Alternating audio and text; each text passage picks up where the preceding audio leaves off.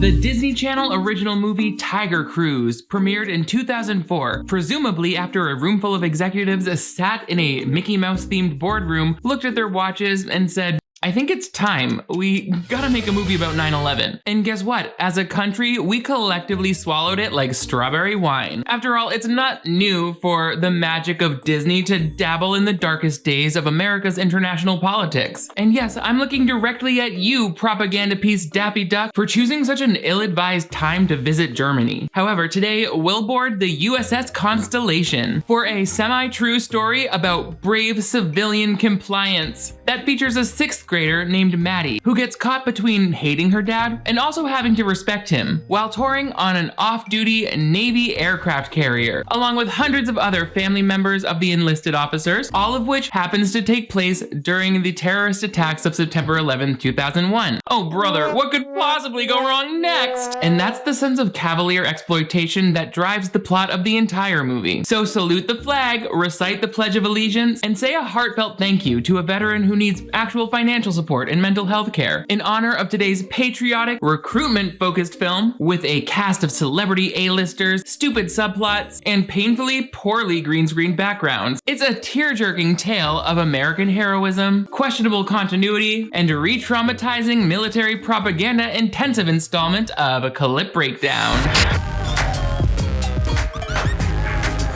Hello television viewers, my name is Nick. Thank you so much for joining me once again on my channel for another installment of Clip Breakdown. This is the playlist where we dive into our favorite movies, TV movies, and other such content here on the web, and we break them down into pieces like the civilian center or school of a foreign adversary, so that we can look at each individual piece of rubble and decide whether it was justified for oil prices or if it's a crime against humanity led by the president. Today we'll get into that pretty specifically with the Tiger Cruise. I don't mean to make light of human tragedy, but sometimes you just gotta laugh at how ridiculous the fact that war exists in this country is. It's so stupid. Like, what are we fighting about? What are you dropping bombs over? A bunch of men with their stupid brains? Oh, I hate it. And we'll get into all of that, but first, make sure you give this video a big thumbs up if you want to see even more clip breakdowns on Disney Channel endorsed propaganda pieces like this. I've done a video on their like sort of inter-commercial bits before. Check that out. But most importantly, if you're new to my channel, I would love to have you click that subscribe button right over here. That way you'll be enlisted in the army of people who watch my videos, and that's good for me, the war criminal in charge of making you laugh about it. Turn on notifications, that way you'll always be in the know, and if you want to be like a high-ranking general in this army, you can check out my merch store or the Patreon, lots of extra exclusives there. Military joke. Let's get into it. So, Tiger Cruise begins, as most Disney Channel original movies did at this time, and probably to this day, a series of very cheap-looking establishing shots with a generic font, letting us know the title. It's like socialism. There's no branding. It's like buying a pack of cigarettes in Europe. However, one thing you'll notice is that this movie was shot on location in San Diego, so that's kind of fun. This movie does tell the actual true story of the USS Constellation during the September 11th attack in 2001, when there was a Tiger Cruise going on. And as we'll learn from this initial conversation, which is just laden with exposition, a Tiger Cruise is when everybody who's related to like the family member of the Navy can go on the Navy ship and spend a week on like a cruise between San Diego and Hawaii or some shit and learn what their loved ones like do for a living. They eat shit and they live in a bunk bed. Woo! Our main character, Maddie, is not super stoked to be going on this trip, although for some reason she still is. We'll get to that later. Her little sister has gone on several Tiger Cruises and she loves them, but they don't share that sentiment. I don't know why I can't go with you on the Tiger Cruise. You're so lucky. Wait till you see the dog machine. You know, the ice cream machine? Call it a dog machine? Dog machine? But isn't that what you call the special canine curling iron that the groomers use to give you those Cocker Spaniel curls that are so tightly coiled around your head? Beachy waves? More like large offcuts of weathered rope. Anyway, after this scene, it's a wrap on young Jeanette McCurdy. Great work, Jeanette. You've clearly got a long, promising career of forced child labor ahead of you. Now, we have your mom listed as your designated on-set guardian, so you are free to hitchhike over to her at the resort and casino that she's been at ever since we handed her your paycheck this morning. Thank you, sweetie. It's so sad knowing that Jeanette McCurdy had such a troubling home life when growing up on camera like this, but I guess people just weren't aware. Even though nowadays when I see a little girl with her hair grown out that long, it's an immediate red flag that her mom is a weirdo. That is an always been homeschooled hair length that needs to be looked into by the government. Yet still, the most uncomfortable length in this entire scene is how long Jeanette McCurdy has to improvise that stuttering, stammering argument before another character interrupts her. But that's not fair.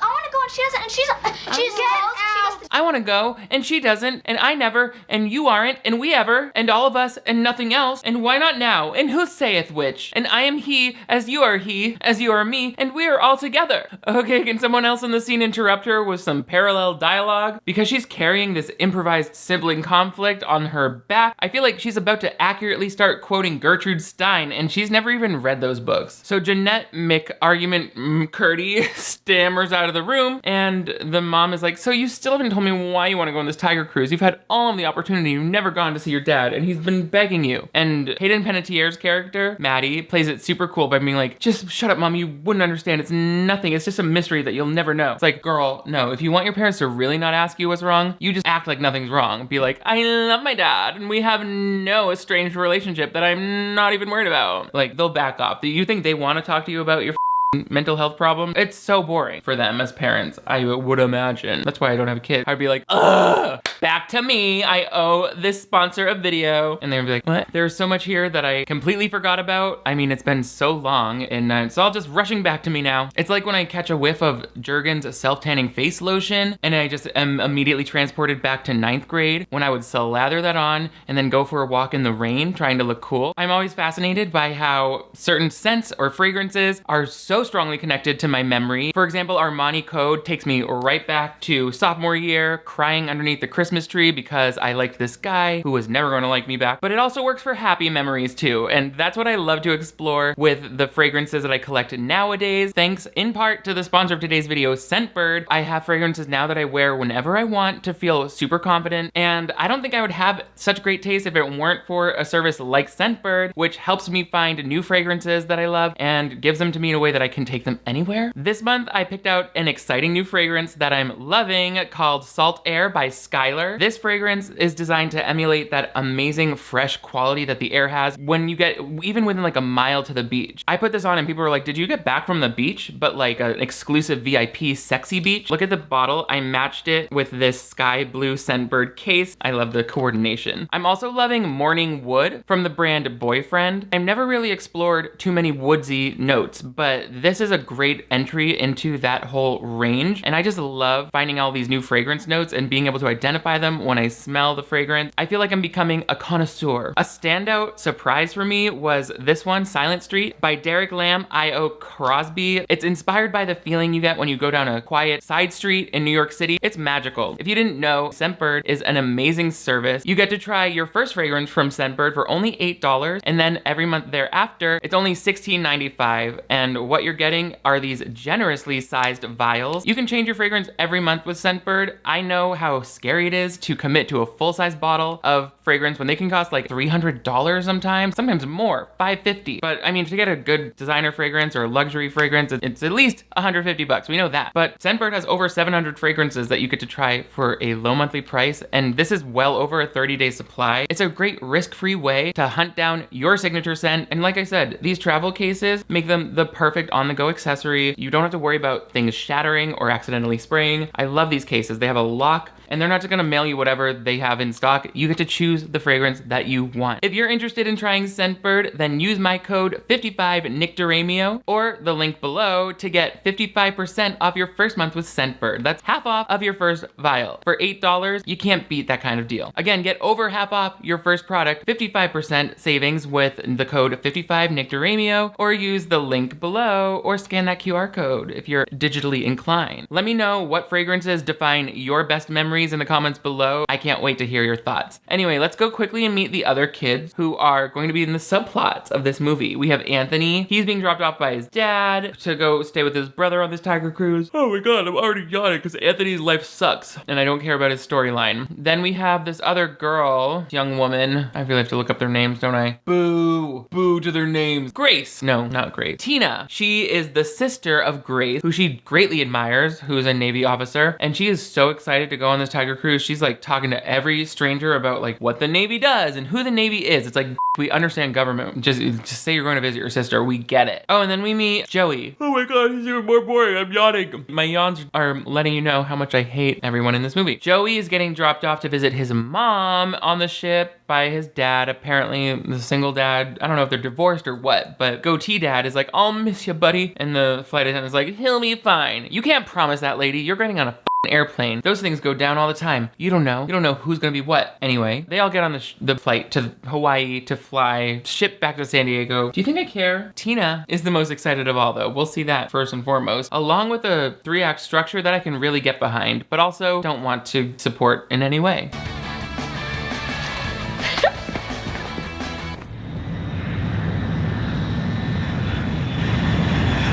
It's a good thing I didn't see this movie when it came out because the way that the first 2 acts feature title cards slowly counting down to September 11th, 2001 would have just been running a train on my childhood anxiety. It makes it really hard to enjoy all of the military propaganda and forced Navy vocab lessons, which this movie crams into nearly every scene, while I'm also simultaneously counting down the seconds until their recreation of a national tragedy. I'm not gonna feel relaxed for this movie's entire runtime, am I? This whole movie is basically like isn't it fun spending time in crowded spaces near national landmarks that hold seats of government? Doesn't it feel like such a cool, fun, and safe thing to do?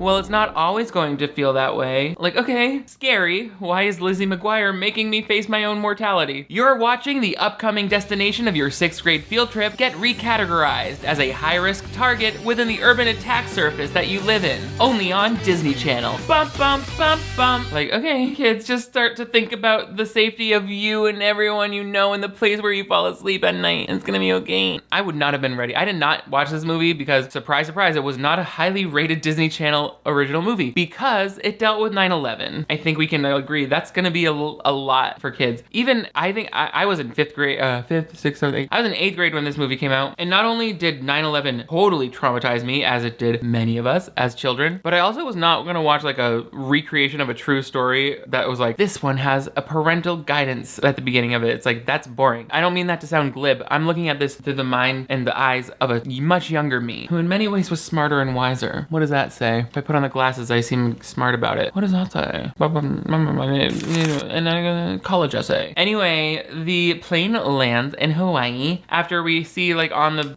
plane Hayden and Panettiere's character and Anthony and Tina. They've got personalities that are different, but I have a feeling they might just become good friends at the end of this. What a weird plane ride that like the 3 kids who all become friends were on the same flight out of like 400 civilians, 900 civilians who were flying into Hawaii on that day. It's almost like it was written by a screenwriter who's never met a child before because the way these kids act is so annoying. Ever hear of writing a child character who's shy and quiet? Because that's more realistic. They don't talk to strangers like this, and they shouldn't be encouraging it on television. It's called the Tiger Cruise. The Navy lets family members take a cruise so they can see what it's like to be on the ship. You know, like sons and daughters and grandparents, but no wives or husbands or significant others, because that could complicate things, you know? Okay, well, what about someone's hotter than they should be stepbrother? Or a second cousin that they have fantasized taking a shower with? Oh, that's too complicated too, okay. Well, damn. It's no wonder that these sailors all just choose to turn gay and have sex with each other. What? It's true. I heard it firsthand from a military man, and a police officer, and a construction worker, and a cowboy, and an American Indian chief, and a general leather fetish enthusiast. I'm not actually sure what he did for a day job. It didn't seem to define his personality like it did for the rest of the people in that village. However, the information remains solid. The military is gay, and they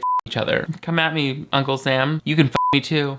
I'll enlist just for that. Also, not this girl explaining the concept of relatives to a grown woman on an airplane, giving full-on examples. Sons, daughters, brothers, druggies, sluts, deadbeats, but no wives, girlfriends, or mistresses. The ship is just too small for all of the men to have their alcoholism get triggered and become verbally abusive. It's like, save that for your Christmas sabbatical, sailors. God, that was not nice to the people of the military. I'm not saying you're all abusive alcoholics. I didn't say it. That's what I'm not saying. Because you're not. Many, I'm just kidding. My respect to all of the people who serve in the military of not just this country, but any country that fights against the death and destruction of innocent people. That's not on brand for me. I don't like that. I stand with the oppressed. Anyway, Hayden Panettiere's character, Maddie, sits next to Grace's sister, Tina, because Anthony's playing the drums on the seat, and it's like, shut up. Anyway, all of the kids get to go to the airship carrier, and there's always seems to be like a voiceover going over like the loudspeaker being like, hello kids, you're one of 900 kids who are here on a kids ship. When we're looking at the Navy, and the Navy is an arm of the military that's in charge of the ocean, and you're the children of those people. It's like, okay, expositional loudspeaker aside, let's just see what these kids have to do when they fall asleep at night. God damn. They get off the ship and they reunite with their parents, and I'm like, all right, that's cute. And for you on our 5-day cruise to Sandy.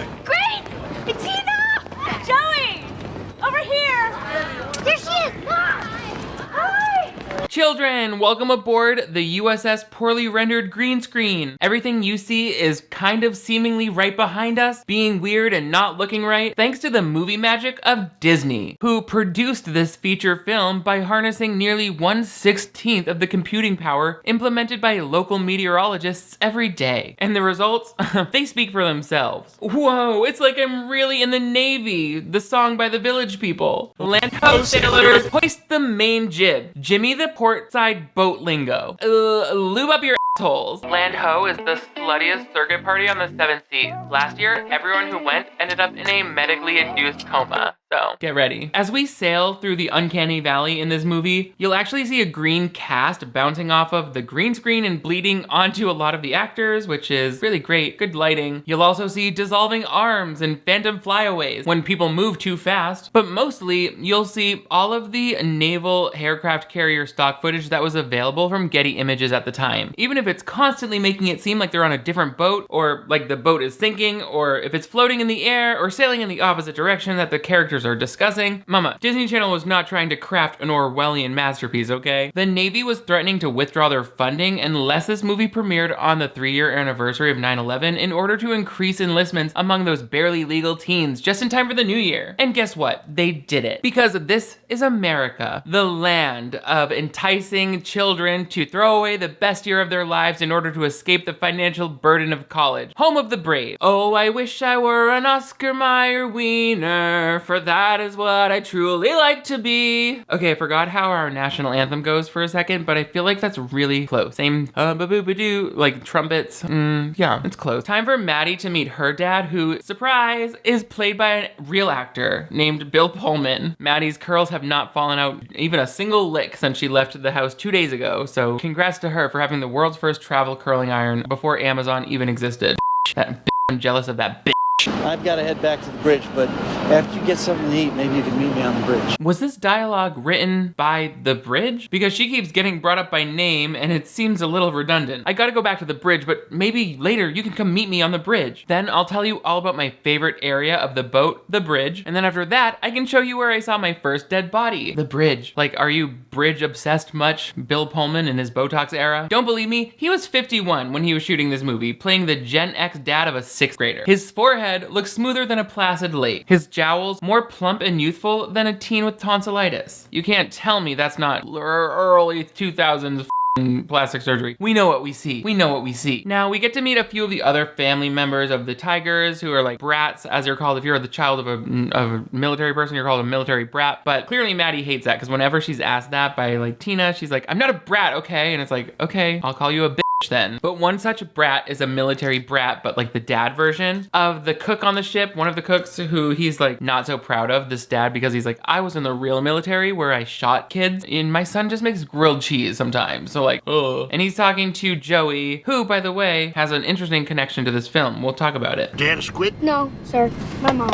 Women on ships now. Joey, you don't let the bad do you. No, sir, unless a superior officer requests a bottom bunk piss shower instead of the traditional wake-up call that I usually provide, which is the same thing but with shit also. This kid Joey is actually played by Jansen Panettiere, the real-life little brother of Hayden Panettiere, which I think explains why they seem very natural on camera together. I like their relationship, their chemistry on camera, and sadly, Jansen passed away in 2021 from a heart disease, so I know that that's deeply affected Hayden Panettiere and the way that she advocates for people in her public platform. And I just want to say rest in peace to Jansen, and my heart goes out to all of the people who loved him. I hope they're finding peace and healing in his memory, and obviously to all of the people who were victims or family members or loved ones of victims who died in 9/11. It's almost too much to even get into because it's so sad. It makes me so sad. But this is supposed to be a funny video, so forgive me for not taking a moment of silence. I don't have a moment of silence. You think I haven't tried to be silent for one full moment in my life? It's not possible. I would have done it like several times ago. But Tina is talking to Grace. She's like, I can't wait to join the military. And Grace is like, you know it kind of sucks, right? And Tina's like, yeah, right, how could it suck? Pooping in front of other people, showering in rooms with other people. It's like, you just mentioned two really strong reasons why I will never do it. So maybe we're different. Maybe we speak different languages, but like, you can have that to yourself, little sis. Of course, in this world of coincidences, Maddie ends up being bunkmates with Tina. It's like, you are 2 of 500 little girls on this boat. How is this happening? But don't worry about that because everyone wants to be on the ship to see like the taking off of the ship. And everyone's like, wow, a boat over there, a plane up in here. But of course, Maddie's like, I'm just on my sketchbook drawing. And it's like, girl, get a real hobby. Drawing, art, no one cares. And then it shows like close-ups and it's like, that is the drawing of a full-grown graduate with a master's degree in art. Like, what are you, how is this? You can see a stunt double's hand in every inch of that sketch. But Maddie is very thoughtful. She's drawing the USS Arizona, which is the aircraft carrier that was bombed during Pearl Harbor, to which there is a monument in Hawaii where this boat takes off from. And that's where we get a little bit of patriotic lore. Pearl Harbor? Right, like the movie. Our country was attacked.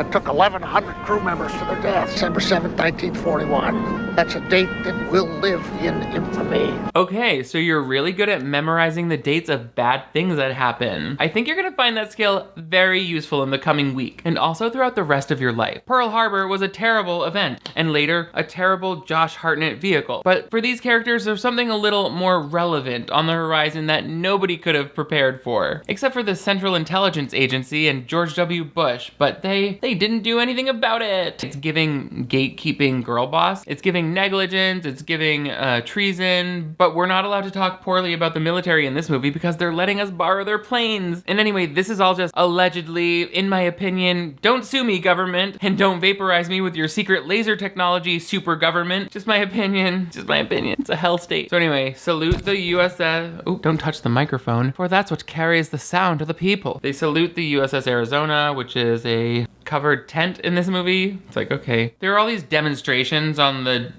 Tiger Cruise, like, watch the plane fly, let's eat lunch here, and then like the kid loves ice cream. It's too much for me to really get into all. It's a pretty boring movie. If we get past the obligatory patriotism that's included with the storyline, it's a pretty boring movie. Maddie gets to visit her dad, and he's working up in the main like office of the ship because he's the second in command. I don't know if I mentioned, but she's gonna suck. She's the daughter of a high-ranking officer, the second in command on the ship, and she, as we're starting to find out, didn't come here just to like eat the soft serve ice cream with him. She's mad because he's been absent from her childhood, even though like, how old are you? 7? That's like 7 years of absence. Like, you'll live. Wait till he's dead forever. Then you'll be sad. How many elementary schools did I go to? Just 4.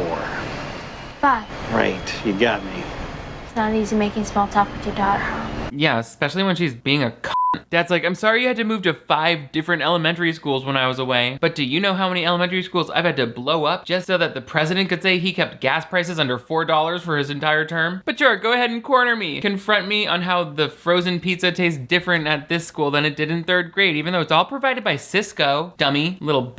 I'm just kidding. Children's feelings are valid. And Bill Pullman's character obviously knows this. He's like, I'm gonna think about this a lot. And the suspense builds. He's also like, I spoke to your mom and she's also concerned about why you're here. I've invited you on the Tiger Cruise so many times. And she's like, don't ask me that, Dad, and like storms off. It's like, this seems like artificial tension manufactured for the sake of the 3-act structure. It's clear she wants him to come home, right? Like every parent would be like, you're mad because I'm not home, right? And she's like, no, what do I care? I just write about it and draw a picture of you every day. And it's like, okay, maybe we get some therapy going for this little one here. She could use a little bit of Lexapro, perhaps. They're talking a lot about the paper airplane throwing contest. I'm like, this is, oh my God, if this is the kind of that went on a cruise, I would jump off. I'm just kidding. But it doesn't seem fun. I've been on a lot of gay cruises in my life, and if they tried to make me throw a paper airplane as like a main deck activity, I would literally sue them for negligent homicide. That's the way it goes in gay town, sis. Like, we're dramatic. The kids all go up on the aircraft carrier's surface, which is an unprotected, ungated area of open ocean. And for some reason, Anthony is very casual about this. He's like hip hop dancing around in the wind because his jacket is blowing in the wind. Like, have you never experienced wind from Seattle, sir? This is too much. Anthony,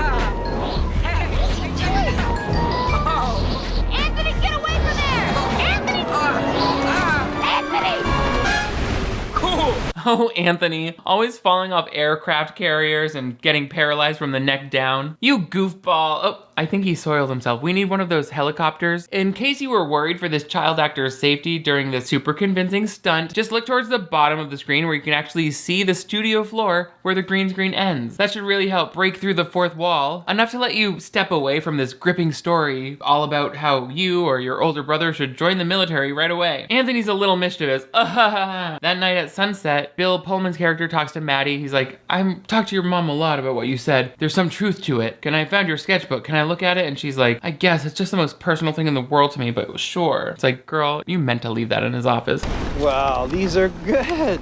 Even make me a little homesick. Afraid to say I'm even missing that Rufus dog, the mangy mutt that he is. Maddie, sweetheart, has your father always sounded like an alien who lives inside the moon trying to convince everybody else that he's human? Because if not, I fear the USS Constellation may have been infiltrated by body snatchers. You know what? Just to be safe, I'm gonna ask you to cut off his head and rip out his heart. Then hold them up to show us their bloody organs and make sure they're not alien ones. Thank you, sweetheart. You're a good little American. Ooh. I'm ashamed to say I love that little Rufus dog of yours, who I mangy mutt love. It's like, what the did you just say? Bitch.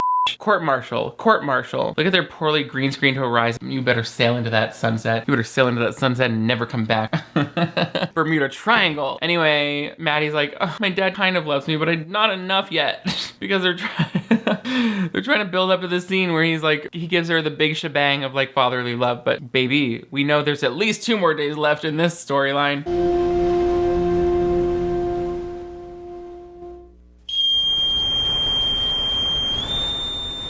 Ugh, the suspense is making my ulcers bleed. Thankfully, I still have the presence of mind I need to treat this subject matter with respect and to choose my words with the utmost of care. That being said, I wish 9/11 would just happen already. I can't wait. At this point, 9/11 is going to feel like Christmas morning in my mind. God, sometimes I feel like I should win more awards for being well-spoken and tactful. Feel free to nominate me. The cook is having power struggles with his dad, who thinks he's like not a real soldier because like he's not on the battlefield. He's like, you know, my brother, this guy's uncle, works at the Pentagon. One call, I could get you a job that really matters there. And he's like, sailors have to eat too, Dad. Like, I'm mixing frosting right now, but I still have military training. And the dad's like, okay, you f***ing something like that. There's a homophobic element to it, I feel. But the main important thing is this very subtle subtext that the dad, his brother works at the Pentagon. Like, it's gonna be a rough day tomorrow. This is really it's fraying my nerves. I can't stand this movie. The dad of that uncle somehow is like struggling up the ladders. Like he's climbing the entire 3-story submarine to be like, I am a sailor.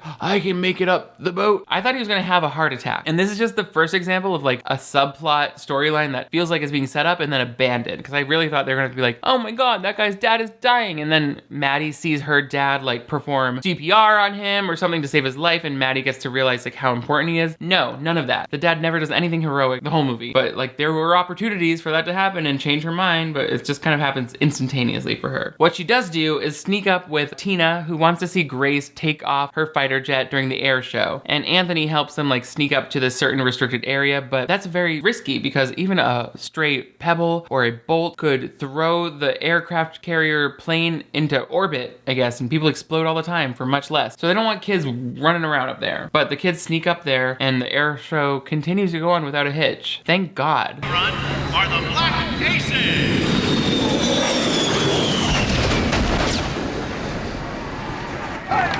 Woohoo! awesome! Now kids, just use your imagination to pretend all of that open ocean is civilian women and children around your age. But don't worry, these aren't good, innocent kids like all of you. They were born over there with the bad guys, and that makes them bad kids who do bad things and want to hurt you. For that reason, the United States government is kind of like Superman, protecting all of you from thousands of 9-year-old Lex Luthors who really want to hurt you by going to school, loving their parents, and just living their lives. Isn't that so scary? Right, now let's all rise for the national anthem. My baloney has a first name, it's O-S-C-A-R. My baloney has a second name, it's M-E-Y-E-R. That song was originally written during the Revolutionary War by a famed American poet named Fergie. I think. I went to art school. That said, I still have political opinions, and many have asked me on social media to make my thoughts known on the following topic, and I just want to be very clear. I am with many millions of people in this world who call upon the US to push for an immediate and permanent ceasefire in Palestine. I am 100,000% against the genocide that occurs there in the Middle East. I want nothing but peace, and I'm horrified by the bloodshed and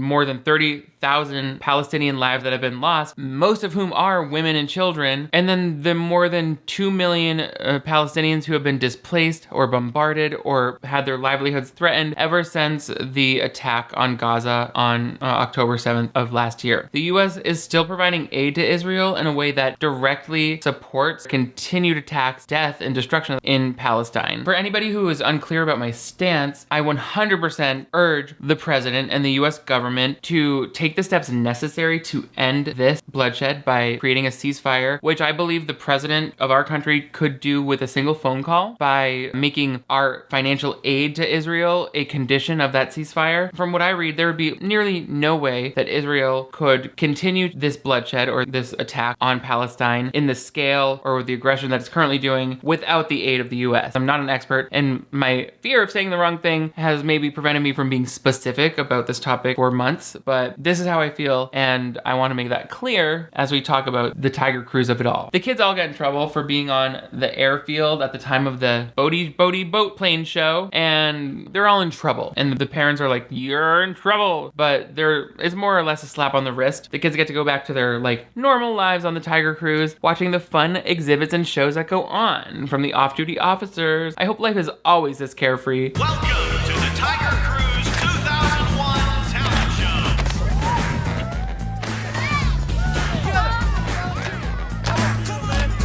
Uh-oh, that kid doesn't seem to realize, but when someone from the naval hip-hop dance group pulls you up on stage during their routine, you've officially been drafted. Thank you for your future service, Kyle H. You probably should have tried a little harder to make the soccer team this year, I guess, but oh well. And not to be Mrs. Navy HR officer or whatever, but I see some non-compliant haircuts on this dance crew, and I'm about to throw some people overboard like they're a dumb, stupid Anthony, okay? Above the ears, off the collar, 2 inches bulk, minor exceptions made for, curly hair, I don't know. F you, kid, you're gonna die. That night, I guess Maddie's seething with anger because she was caught doing something she wasn't allowed to be doing and could have killed someone, but as she's all mad, the dad is like, I'm worried about you. This isn't you. Breaking rules, entering areas that we said not to. I talked to your mom a long time last night, and we agreed I should come home and no longer be in the military so that you can stop being a little shit. That's basically it. He's like, I've been offered the opportunity to be the captain of my own ship next year, but I'm gonna say no because you're that up by doing this shit. You didn't kill the family pet. You didn't hurt anybody at school. You didn't swear or talk back to a teacher, but you did cross the line where a velvet rope was in an off-duty ship, okay? And that nearly disturbed our airplane show. And she's like, okay, if that's all it took. I'm coming home for good. Yes.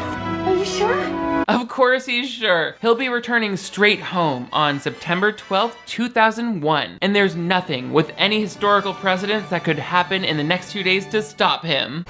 Oh man.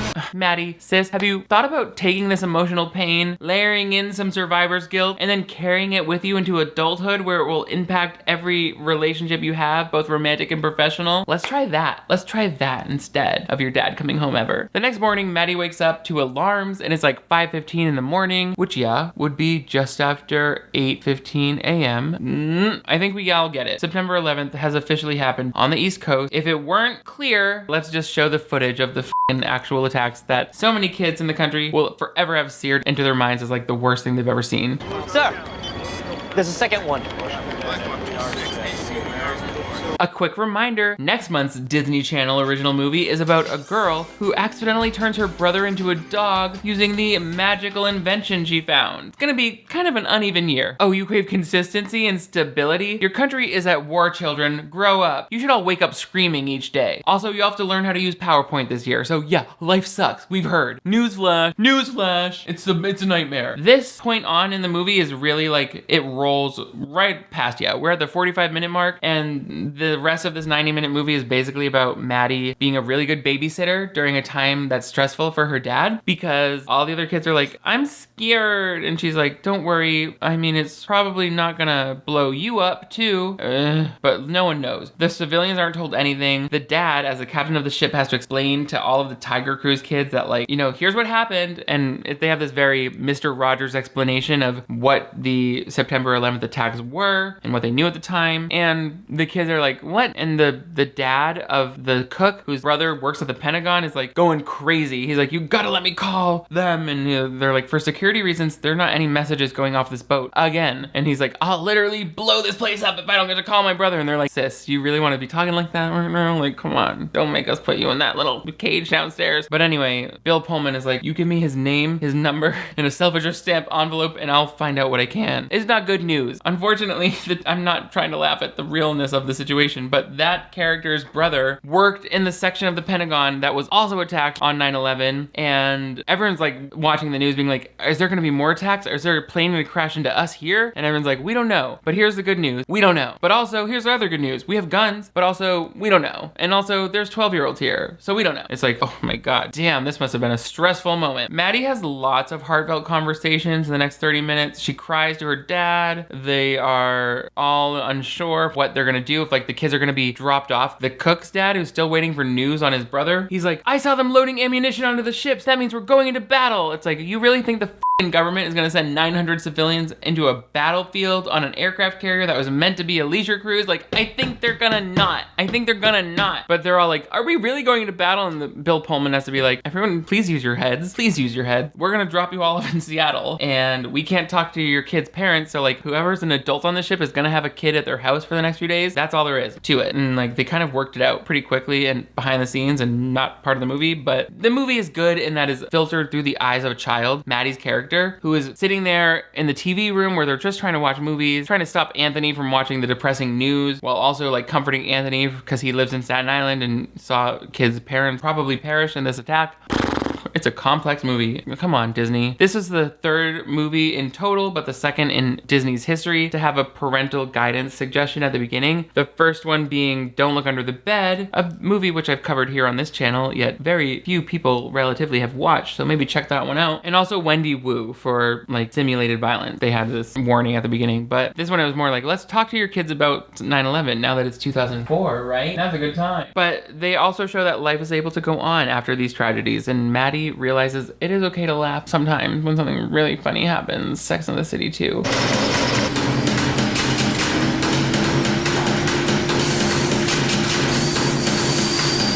Yeah, kids, rock out the beat jam. You have to enjoy the simple moments in life, especially because that gas leak you just caused is going to permanently reduce your ability to form complex emotional relationships for the rest of your life. I really thought this leaky tube that went unnoticed was going to be another central plot point where the kids' mischief had somehow become a national security crisis. But I guess it was just supposed to be like the frosting hydraulic that ended up causing it to comedically splatter everywhere. Like, honestly, this movie has frayed my nerves in such a way that I'm still half expecting this ship to go down during the middle of their spaghetti dinner. But no, that's just like the kids like learning to laugh and have moments of pride in the middle of tragedy. For example, Hayden Panettiere's character somehow has access to the ship's main captain, and she's like, I know all of the Tiger Cruise events were canceled, but I can think of one that might be a good idea. And so they do the folding of the flag. That's like, everyone's like, I love America. Oscar Mayer Wiener is the name I gave my.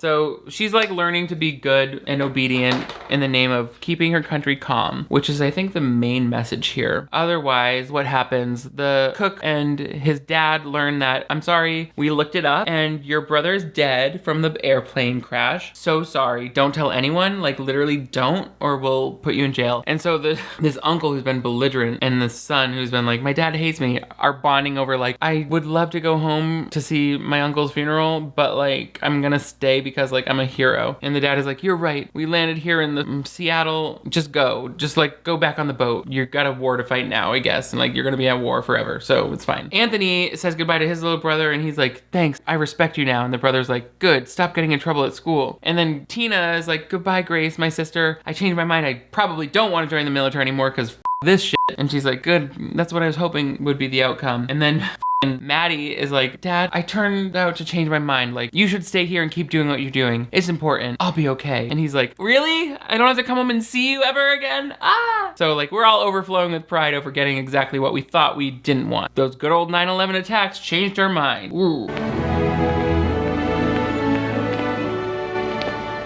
The XO your father? Yeah.